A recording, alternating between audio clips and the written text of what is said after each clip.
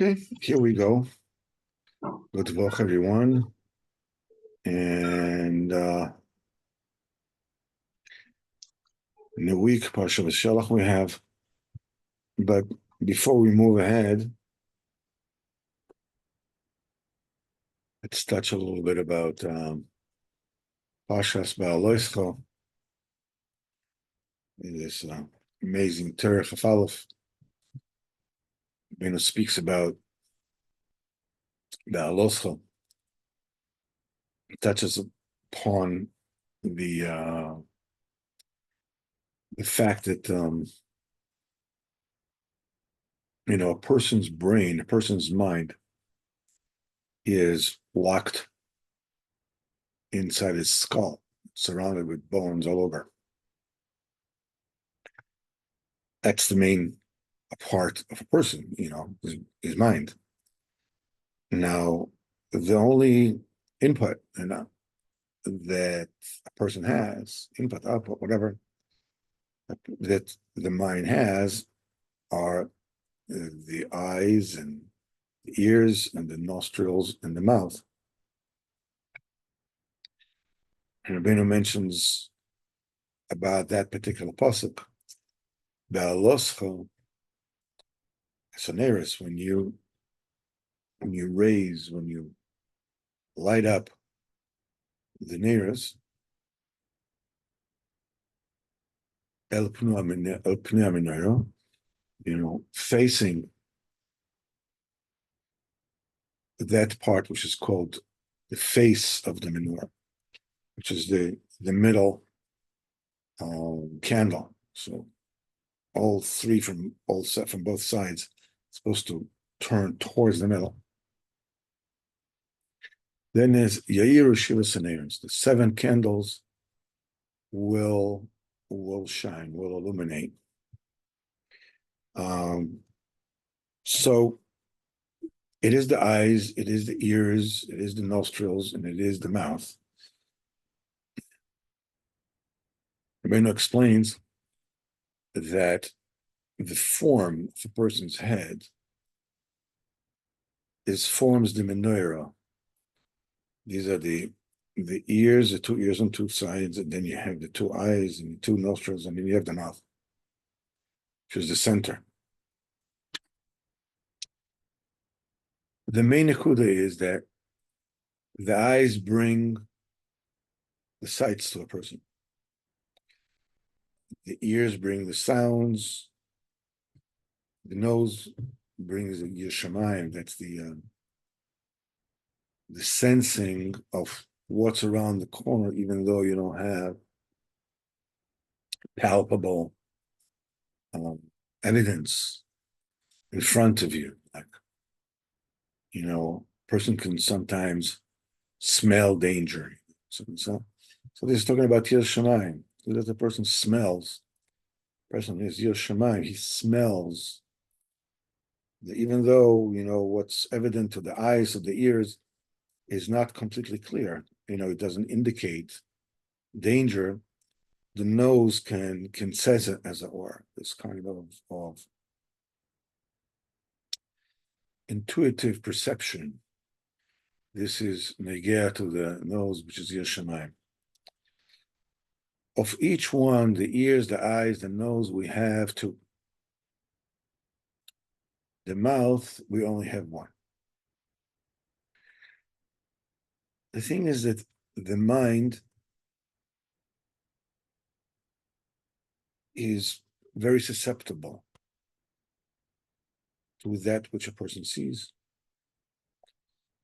to that which a person hears, even that which a person also divines.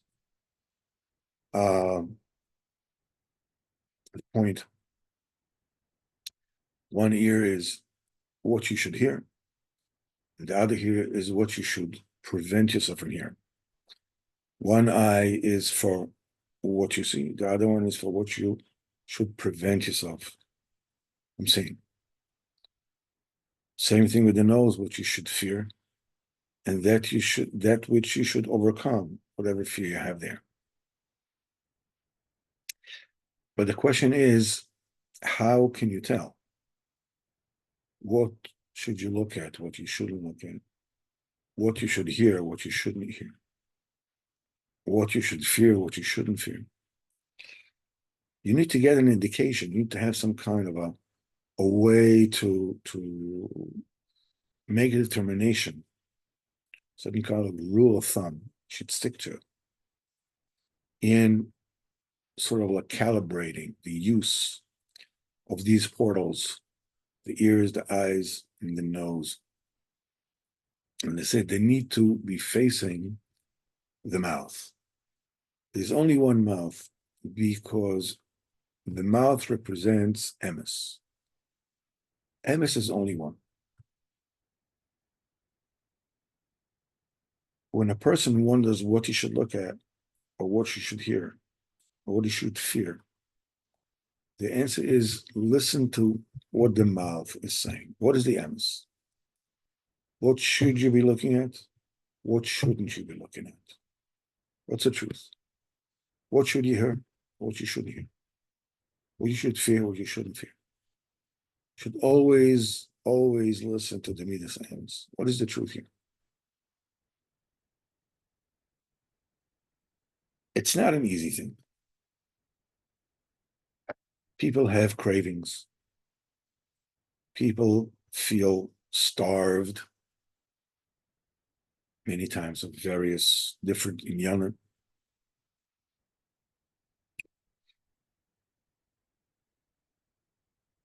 People are also held captive of their own self-esteem, saying to themselves, I can't hack it. I can't really cut it off, once and for all.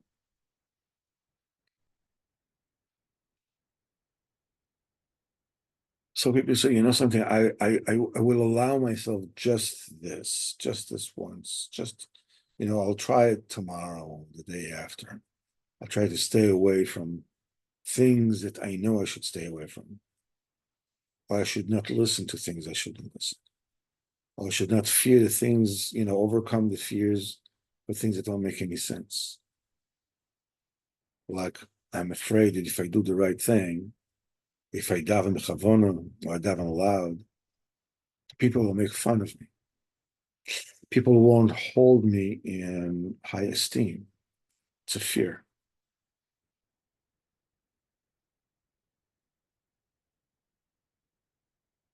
The thing that a person should employ to guide him is the mouth. You feel you can do it now? Speak to Kodesh Baruch. Beg a Kodesh Baruch Hu to help it. And keep on doing it. Keep on doing it. Keep on asking Hashem. Keep on telling yourself what the truth is. The worst damage you can do to yourself is to deny what the truth is. Because it's uncomfortable, because it's not dignified, because who knows what they'll think of me. This is what the pitfall is.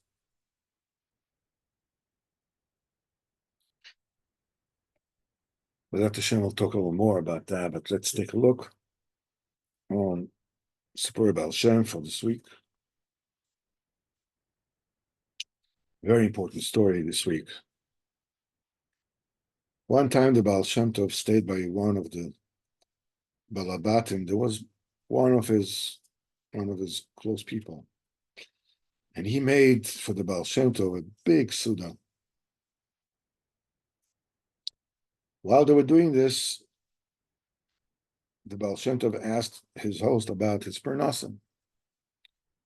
He says, Baruch Hashem, I have everything, I'm not missing anything. So the Baal Shemtov asked him, do you have good horses? He said, yeah. So Baal Shemtov asked him to show him the horses. And he saw one little horse. Baal Shemtov liked it. And he asked the Balabais to give him this horse as a present. But the Balabais told him that this particular horse is the one he likes the most. He does the work of 3 big horses. That horse is very important to him. That's why he cannot give it up. After now, the Baal Shemtov asks the Balabais if there are people that owe him money. He says, yeah, there are many.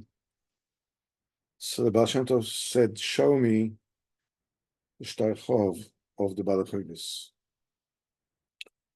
When he saw a specific promissory note, the Baal Shem Tov said to the Balabais, I would like to have this promissory note as a present. So Balabais told the Baal Shem Tov, the one who wrote this promissory note has passed away a long time ago. What would the Rav do with the shtar? That person remained a Baal Chod. So what will the shtar, what will the promissory note do good? But the Baal Shem Tov said, nevertheless, he wanted to have it. So he gave him the shtar in total, complete matana. Shem Tov took the promissory note and tore it in half and forgave the debt that was written there, Mechila Gemura, to the Baal Chov that passed away. While after they were doing it, the Baal Shem Tov told the Balabais, go take a look what's happened with the small horse. The Balabais went and he saw that the horse is lying down, it's dead. And he understood there's something in it. So the Baal Shem Tov told this person that owed you the money, he didn't have what to pay it for. When he left this world, it was ruled in Shemaim that he will be incarnated in this small horse. He should work for you and do for you nachas ruach and give you pleasure for the money that was owed you. Now that the lien was forgiven, the ruach that was incarnated in this horse went up to Shemaim. That's why the chiyus of the horse stopped and it died.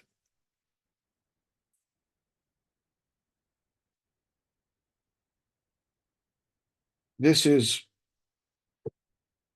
an astonishingly important sicha.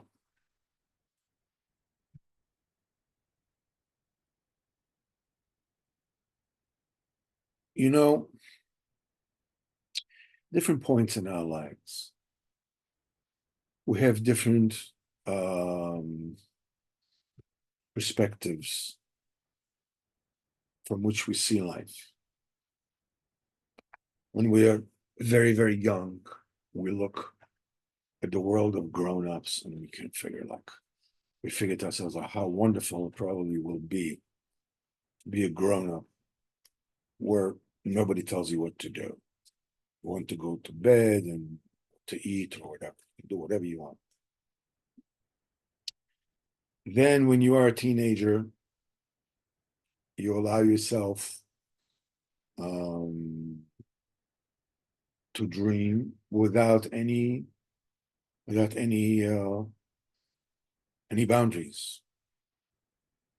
I remember my nephew when he was 17. He came to visit me in America. So while we were talking, I asked him, what do you want to do? What's what you what do you want to be when you grow up, as it were? He says, at age 21, I want to be a young millionaire. So I asked him, how much money do you have now? Well, he doesn't have money now. So how do you want to be a millionaire at age 21?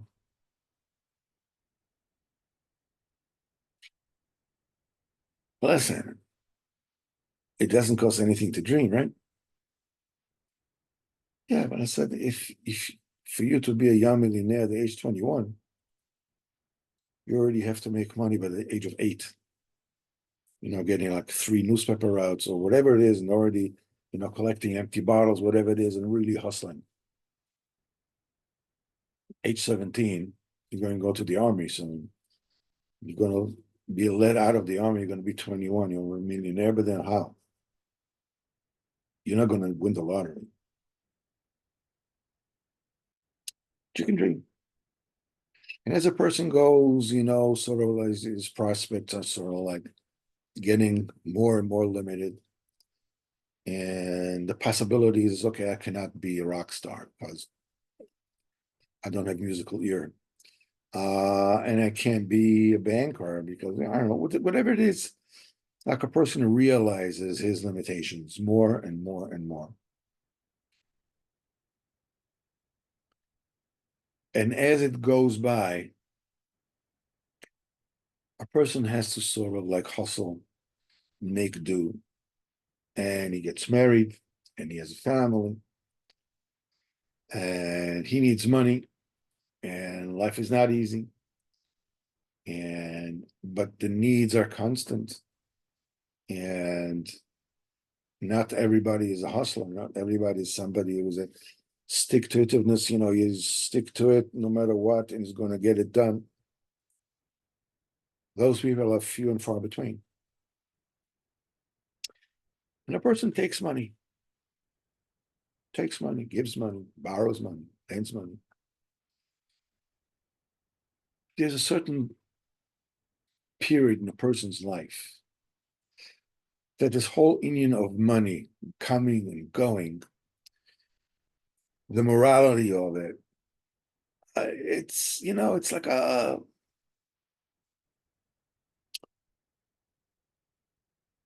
the world has a certain kind of dictates a certain kind of morality when it comes to money. That is basically, it's a dog eat dog world, kind of like that you got to take care of number one and so forth and so on, whatever it is, and it's almost inevitable, almost. No, let's put it. It's not inevitable. It's very common for a person to have all kinds of residue of unpaid debts. Could be a couple of dollars, could be $100, $500, could be $1,000, $100,000, $60. Here, there, a loan that I never paid back, or I promised I'll pay and I didn't, or I forgot totally about it, or somebody worked for me, I didn't pay him on time, or whatever it is. Can be a Jew, can be a goy, can be whatever. There's a story that the Chaim Volozhin, the Talmud of the Vilna Gaon, said that he was walking in the yeshiva and suddenly he saw one of the Bochrim that passed away. Really, a tzaddik of a Bocher that passed away. And he sees him walking the corridor at the yeshiva. Now, Chaim Volozhin, you're talking about, Chatzoisen, he went to the yeshiva. Chaim Volozhin was a very, very big man. And he was able to see a neshama, say a niftar. And he asked him, what are you doing here? This is Chaim Volozhin telling this to him. He asked him, what are you doing? What are you doing here? So he said that he borrowed, he owed some money to the woman that by whose house he stayed. A few pennies that he needed to pay her, whatever. And he gave the money to his friend to pay her.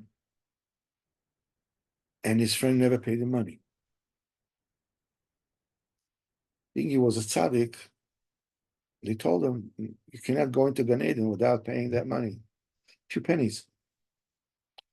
So being a tzaddik, they sent him down for Chaim Volozhin to see him, to be able to tell him. Chaim Volozhin told his boy, and they paid the money to this woman.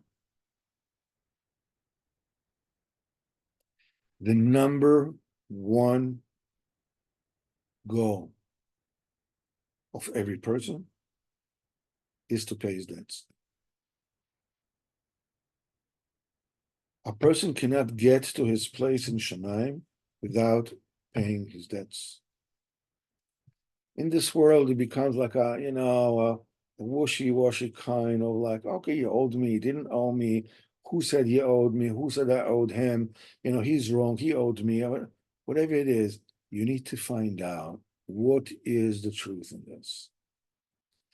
In fact, there's a person that there's a dispute between him and me.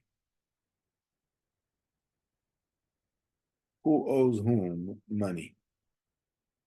Now, I know that this person is a liar.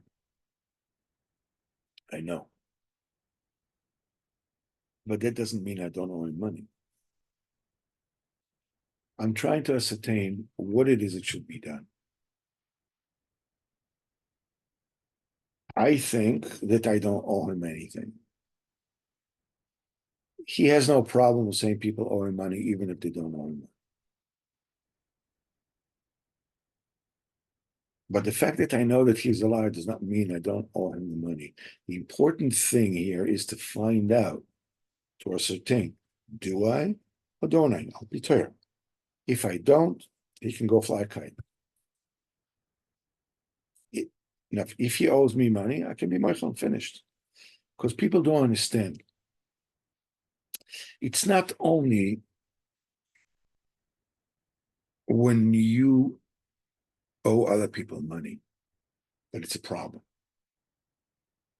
It's also a problem when other people owe you money. People don't understand that in a situation where there is a debt between two people, they're both stuck in it. In this world and the next one. The person that owes me money, and if it's not resolved, not only that he has to come back into this world, but chas v'chalila, I also have to come back so he can pay me the money back. It's not worth it. So the first thing I would recommend anyone, says, of course, don't take loans, pay whatever it is that you owe. Make yourself a list of anybody and everybody you can possibly remember, that you owe money to, and ask her, what can you do with each one? Some you have to make tzarech rabim, some, like building something, making something that the rabbin can enjoy, put a park bench, or whatever it is that the Rav tells you. And forgive. I mean, you can forgive al t'nai. And somebody owes you, serious amount of money. You can say that, you don't to forgive this debt outright. But if it so happens, chas v'chalila, either that person or you will leave this world with this debt unsettled, you're Michael from now. Al t'nai. We found out a b'diavad that he didn't owe you the money. Do it for his sake, do it for your sake. Extremely, extremely important. That should be priority number one. Priority number one before anything else. Now, B'ezrat Hashem, let's take a look at Sichos Haran. And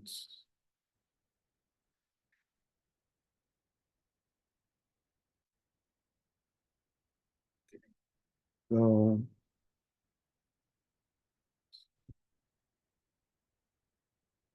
Sicha number 247. Rabbeinu said, every person that has honor, that has wealth, the more wealth he has, the more honor he has, the further the covet or the wealth is from him. Because one person has a little bit of money, he can hold the money by him close to him, put in his pocket. But he has a lot of money, the money is in a box, or a safe deposit box in the bank. It's found that the covet, which is his wealth, is very far from him. Now, when a person has even more wealth, his money and his hers, whatever it is, are in a store or in a stock, or he owns real estate, who knows where. And the more and more and more wealth that a person possesses, the further his wealth is from him. And the more he has covered and wealth, the covet itself is far from him. This is like the Caesars and the kings, especially in those days, that their honor is a lot, and that others, their honor is even further from them, because the king or the Caesar sitting in his house, and somewhere, I don't know, 100 miles, 1,000 miles from his house, they're singing and they're making the, you know, uh, choirs for them and they sing for them. The evening, the way it used to be, though in those days where kings were kings, as it is Olam Hazeh. In Olam Hazeh, the more there is a person, there's more covet, the further the covet. However, in Torah, in Masim Tovim, the more a person has, the closer they are to him.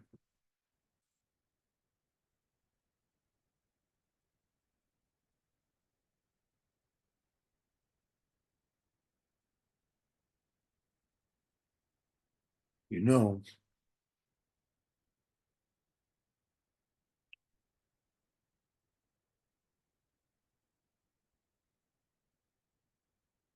when a person is embroiled in this world, where this worldly matters,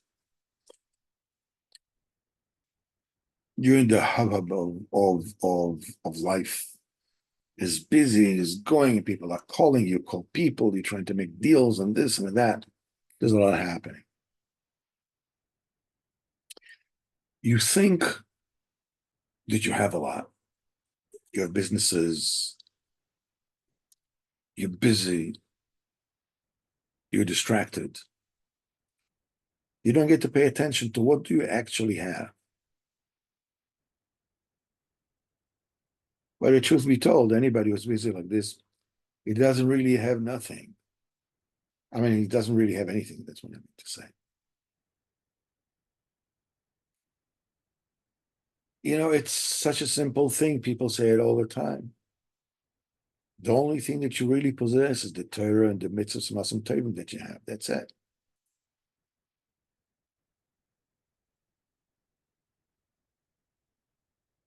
In fact, so much so that the wealth doesn't go with you. You know, people, everybody knows, okay, wealth doesn't follow you, gold doesn't come with you, diamonds don't, you know, you don't take him to the grave and blah, blah, blah, whatever. Not blah, blah, chas v'chalila. I mean, but the thing is that just a little, as we said, don't forget, we spoke about it on Thursday.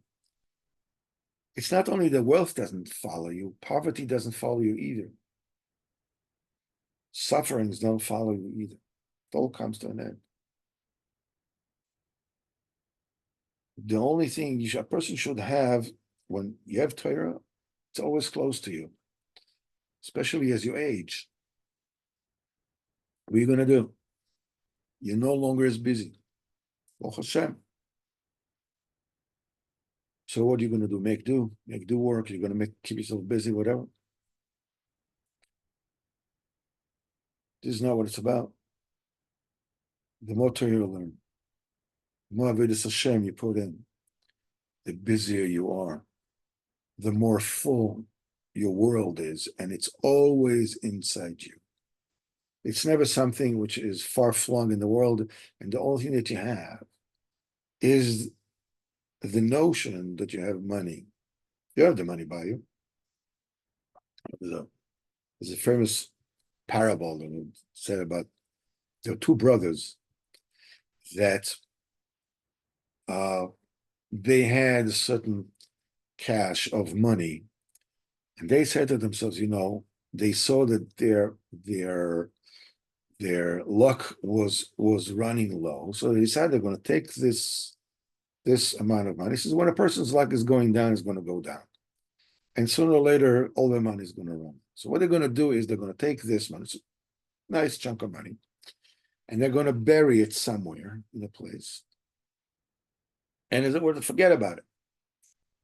And let whatever be, whatever, their luck will go. And then when their luck with Hashem will turn around, start going up, then they'll go and retrieve that money.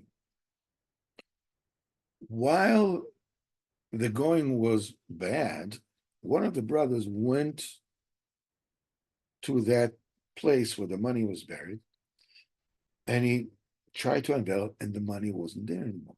It was gone. He didn't know what to say. He didn't know what to do. He didn't tell his brother. And they kept on going. For the duration of the lean years, one brother was always happy. He had a fortune buried, waiting for him. The other brother was wretched. He was beside himself. He was torn to shreds because he knew that the money was robbed. He didn't have the money anymore. Then it came time, they both came out. Then they found out, okay, that particular treasure is gone. The brother didn't know that the money was gone, had the money all along. It's not about whether the money was there or not. It's about in your own mind, is the money there or not? This is the money in this world. The billionaires of this world, what can they have? They buy houses all over the place. How many houses you can live in at one time? And every house has 100 rooms. How many rooms can you sleep in at one time? How many steaks can you eat at a time? How many yachts can you ride at a time? How many private airplanes can you fly at a time? It's nonsense. Nothing is by you except our mitzvahs. Because Baruch Hu Hashem will help us that we should all have all the Torah and all the mitzvahs that Hashem. We should each and every one have a very clear idea who we owe money to, and do everything in our power to pay it back. Because once you start, many things you do, there are many debts maybe you don't remember, maybe some of them are so big that you don't see anyway of repaying it. So it looks like, okay, there's no chance. Why should I start? But if you start, Kadosh Baruch Hu will help you. You'll succeed and you repay everything. This is the number one lesson. Because Baruch Hu should help us with Hashem. Should have a Gula Shleima with Hashem. Full Shleima for everybody who needs it. Atzlocha, Shidduchim. By the way, saying Bor Nefashos, rabbis, is a sgula for having many children. Bor Nefashos, rabbis, a lot of Nefashos. We'll have everything we need. See, Shleima with Hashem sooner nowadays. Sooner nowadays. Kol Tov and have a great week, everyone. Kol Tov.